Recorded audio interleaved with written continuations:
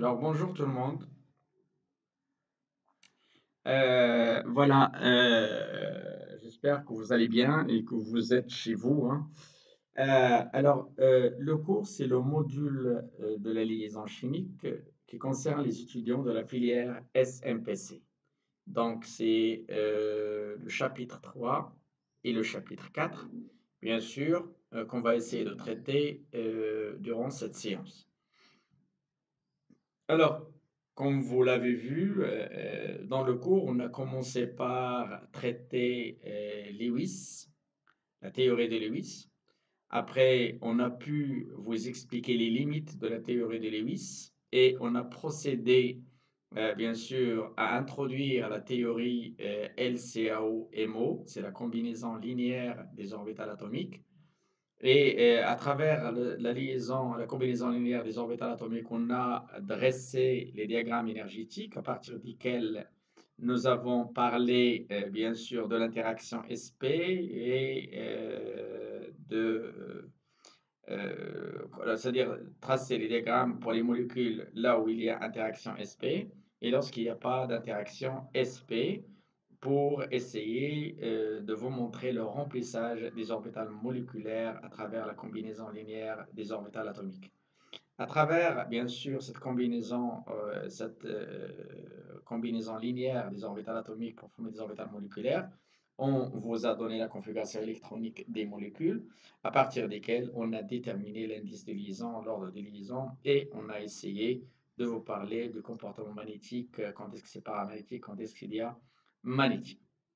Après, normalement, on a procédé à la théorie d'hybridation. Bien sûr, on a parlé de l'hybridation SP, SP2, SP3, SP4 et SP3 plutôt.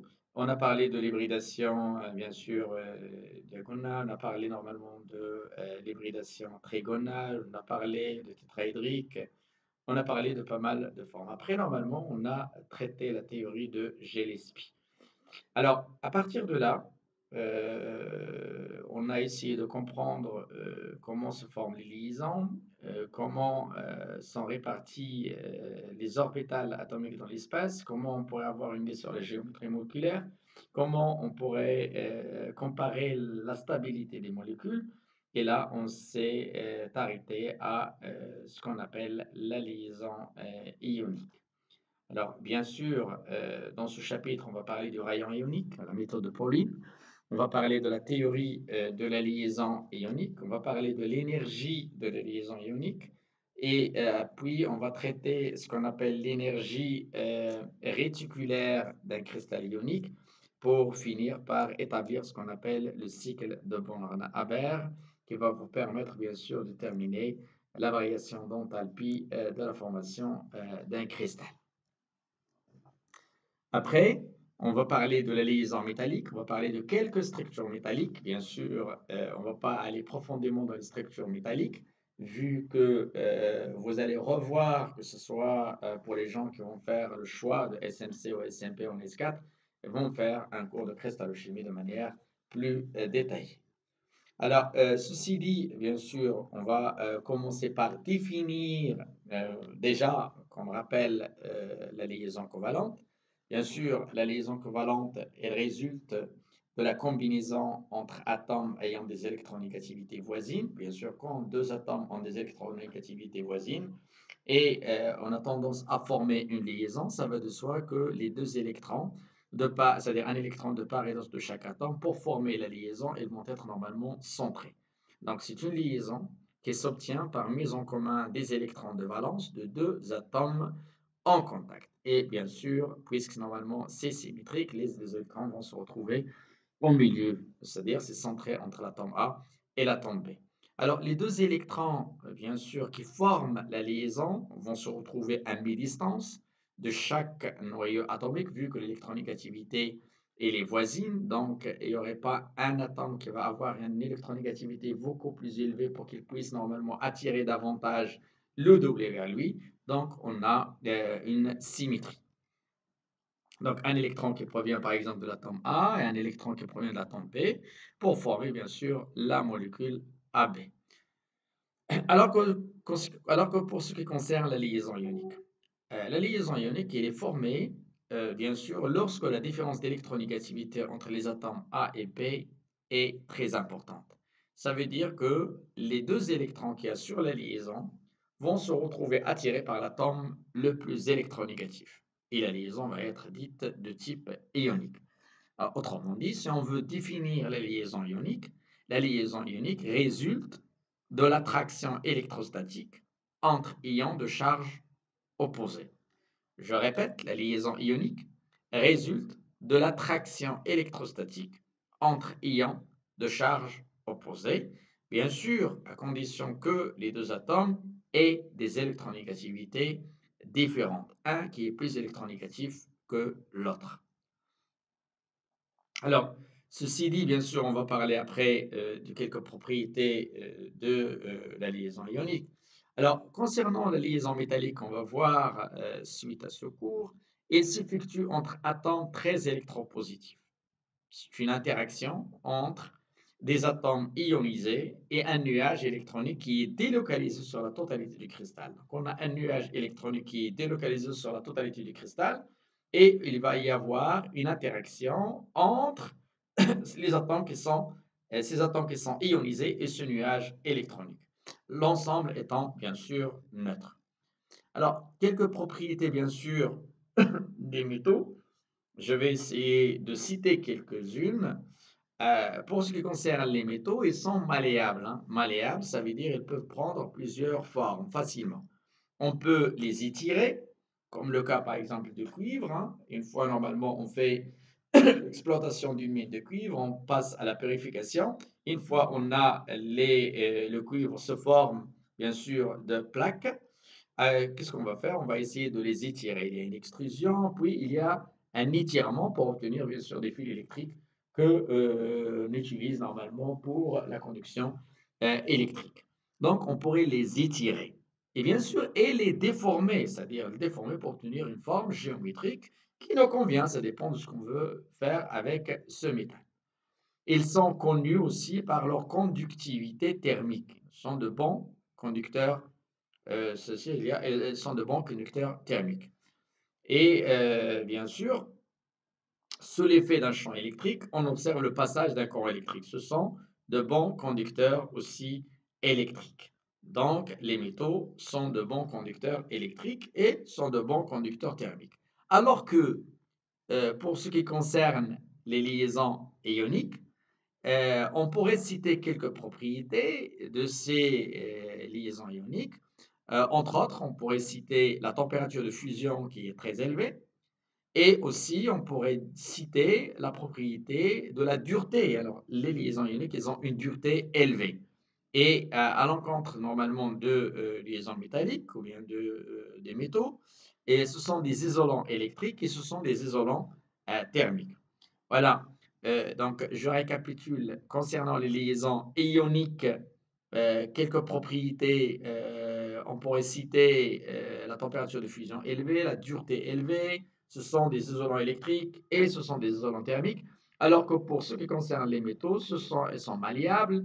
On pourrait les étirer facilement. Elles sont déformables. Ce sont de bons conducteurs thermiques et de bons conducteurs, bien sûr, électriques. Alors, dans ce slide, j'ai essayé de faire un récapitulatif concernant les différences d'électronégativité entre deux atomes, bien sûr, qui vont former une molécule. Alors, le premier cas, c'est lorsque un des deux atomes a une grande tendance de donner des électrons, c'est un donneur, et l'autre, il a une grande tendance à accepter les électrons. Ça veut dire la variation delta En, ça veut dire la variation d'électronégativité entre A et B, elle est tellement élevée. Un qui est plus électronégatif qu'un autre. Alors, dans ce cas-là, un ou plusieurs électrons changent de propriétaire en formant des ions. Donc, on peut parler de la liaison ionique parce qu'il y a une migration des électrons vers l'atome le moins électronégatif. Donc, il y a un donneur et il y a un accepteur. Le cas, par exemple, de NaCl. Si je prends par exemple le deuxième cas, les deux atomes aiment accepter les deux électrons. Ça veut dire que normalement les deux, ils ont une électronégativité haute et les comparables. Donc ils partagent les deux électrons. Lorsque lorsque les deux atomes ont une électronégativité voisine, bien sûr, on va former ce qu'on appelle une liaison covalente, ce que je viens de dire tout à l'heure. Donc, si la variation d'électronégativité est presque nulle, on parle d'une liaison covalente non polaire. Et lorsque il y a la différence d'électronégativité un peu élevée, on parle d'une liaison covalente polaire. Troisième cas, c'est le cas qui concerne la liaison métallique. Alors, les deux atomes aiment donner les deux électrons, aiment donner les électrons. Alors, les deux, ils ont une électronégativité basse, faible. Alors, plusieurs atomes donnent leurs électrons de valence en formant un pôle d'électrons qui sont partagés par tous les atomes. Donc, le nuage électronique il circule autour de la molécule. Donc, et là, on assiste à ce qu'on appelle une liaison métallique. Alors, voilà, la liaison ionique, bien sûr, j'ai dit, c'est la grande différence d'électronégativité entre deux atomes. Ça veut dire que normalement, s'il y a une grande différence d'électronégativité entre les deux atomes, on va assister à un transfert complet d'électrons d'un atome qui est donneur vers un atome qui est accepteur, qui est l'électronégativité la plus forte. Les charges des atomes opposés, on va assister à ce qu'on appelle une attraction de Coulomb. Ça veut dire que normalement, il y a un qui va être chargé négativement et l'autre qui va être chargé positivement. Et bien sûr, euh, si on prend le cas de NaCl, je vais essayer de vous parler de quelques caractéristiques énergétiques pour la formation, par exemple, du chlore et de sodium, bien sûr, à partir des deux gaz. Bien sûr, pour former un gaz Na+, il est obtenu à partir de l'atome Na à l'état gazeux. Alors, Na qui donne Na+, plus un électron, il est accompagné par ce qu'on appelle une énergie d'ionisation. Alors, l'énergie d'ionisation, c'est l'énergie nécessaire qu'il faut fournir pour enlever, arracher un électron à l'atome de sodium à l'état gazeux. Donc, dans ce cas-là, si je prends par exemple le chlore, comme ce que j'ai dit, il est plus électronégatif que le sodium, donc il a tendance à capter l'électron, donc un électron plus le chlore à l'état gazeux qui va me donner Cl-. Donc, vous voyez ici, électron plus Cl à l'état gazeux qui va me donner Cl-. Et là, il va être accompagné par ce qu'on appelle une affinité électronique. Alors, l'affinité électronique, c'est la tendance, c'est l'énergie nécessaire fournie lorsque un atome à l'état gazeux capte un électron pour donner un ion Cl-. Donc, on parle de l'énergie d'ionisation. C'est l'énergie nécessaire qu'il faut fournir pour enlever un électron à l'atome à l'état gazeux. Et là, normalement, c'est l'affinité électronique et la compagnie, le chlore qui est à l'état gazeux pour capter un électron pour donner ce qu'on appelle le Cl-. Alors, bien sûr, Na+, plus Cl-, il va me donner, bien sûr, à l'état gazeux, il va me donner le cristal Na+, Cl- cristal. Donc, on va essayer de le voir de façon, et vous allez le voir dans les TD. Donc, pour former une molécule à l'état ionique, comme le cas de Na plus Cl-, donc, il est obtenu à partir de Na plus à l'état gazeux, plus Cl- à l'état gazeux. Donc, cette réaction-là, il est accompagnée par ce qu'on appelle une variation d'enthalpie standard de cristallisation de NaCl, cristal, ça veut dire à l'état solide. Donc, la réaction que vous avez en bas, et on lui attribue ce qu'on appelle une variation, dont il est accompagné par une variation d'enthalpie standard de cristallisation. Et c'est ce qu'on cherche normalement, c'est ce qu'on va chercher à partir, bien sûr, de l'établissement d'un diagramme de cycle de Born-Haber. Bien sûr, vous allez avoir, déjà pour obtenir le Na plus gaz, il faut déjà avoir le sodium à l'état gazeux. Et pour obtenir le sodium à l'état gazeux, il faut qu'il soit normalement obtenu à partir du sodium à l'état solide. Donc j'aurai Na solide qui va me donner Na gaz. Donc, et là, on lui attribue ce qu'on appelle une variation d'enthalpie standard de sublimation. Et puis Na gaz qui va passer à Na plus gaz. Donc là, il est accompagné par une variation d'enthalpie standard d'ionisation de sodium à l'état gazeux. Et après, normalement, il y a la variation d'enthalpie de cristallisation. Concernant le Cl à l'état gazeux, il est obtenu à partir de la dissociation de Cl2, parce que normalement, l'état standard de référence du chlore, c'est Cl2. Donc, et normalement, après, Cl gaz qui va passer à Cl moins gaz, elle va être accompagnée par ce qu'on appelle une variation d'enthalpie standard d'affinité, bien l'affinité électronique, variation d'enthalpie standard d'affinité, ou bien une affinité électroénergie qui correspond à l'affinité électronique. C'est delta standard AF de Cl. Donc, essayez de se rappeler de la dernière réaction, ça veut dire Na plus gaz plus Cl moins gaz qui va me donner le cristal. Donc, c'est l'énergie de cohésion. On l'appelle énergie de cohésion, bien on l'appelle la variation d'enthalpie standard de cristallisation.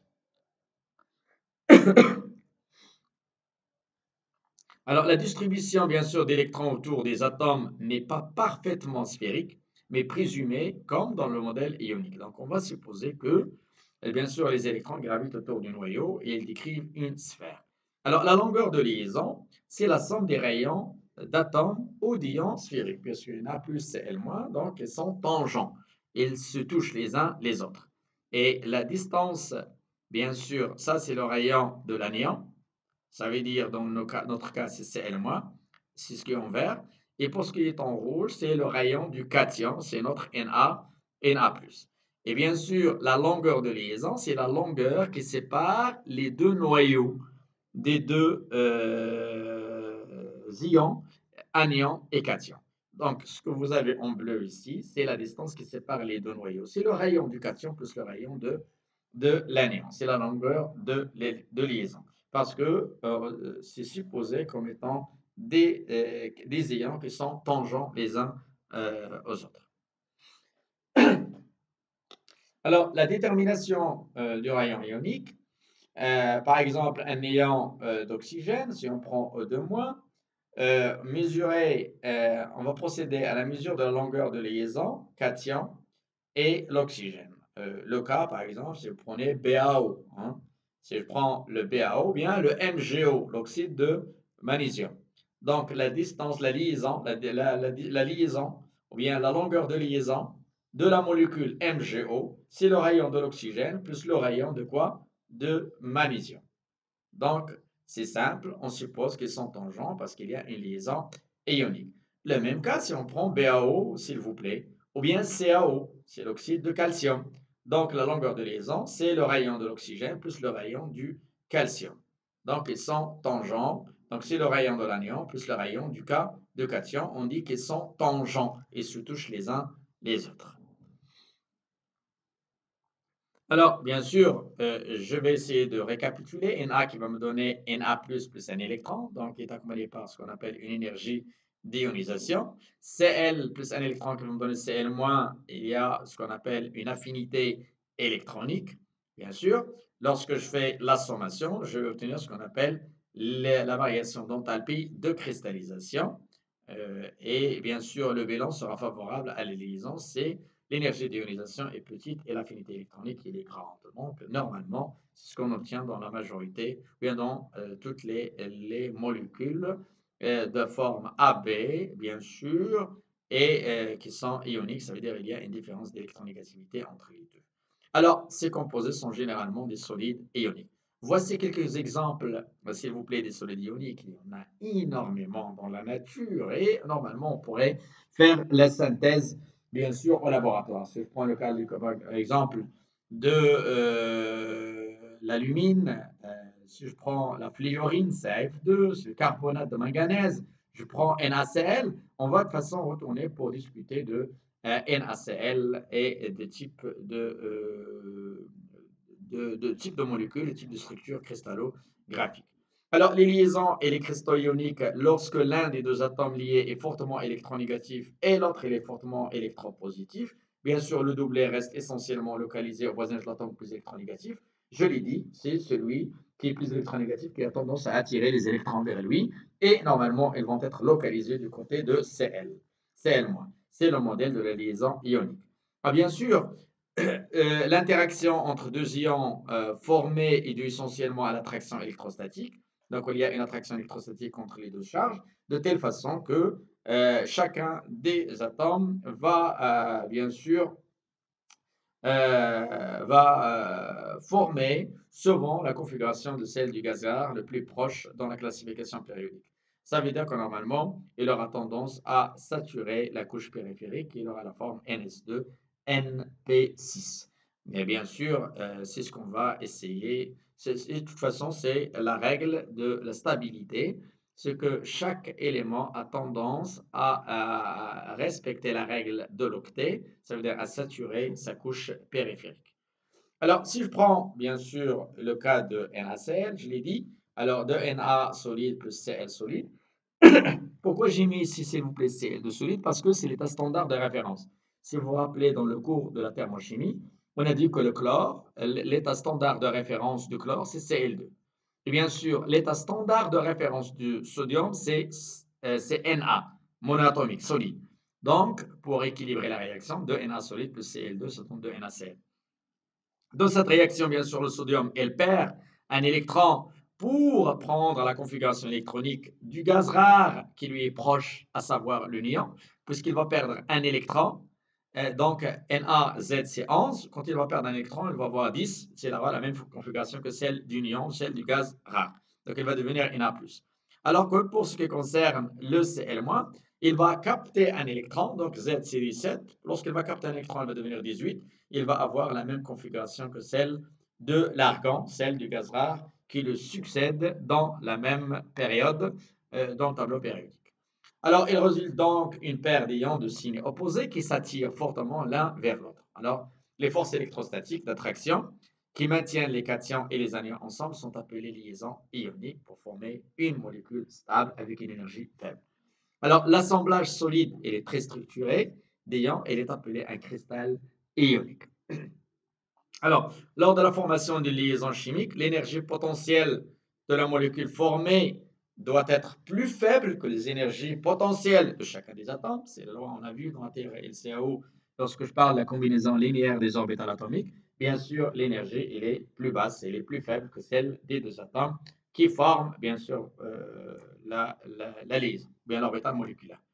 Ce processus, il est hypothétique hein, et permet de calculer l'énergie de formation d'un cristal. L'objectif final de ce qu'on appelle le cycle de Born-Haber, c'est de calculer ce qu'on appelle la variation d'enthalpie standard de cristallisation.